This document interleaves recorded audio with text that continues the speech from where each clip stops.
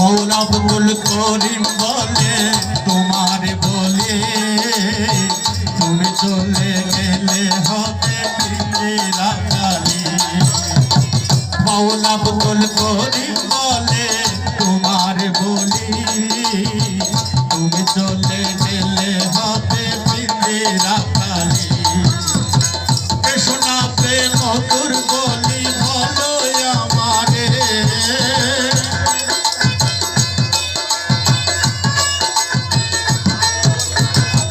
শোনাতে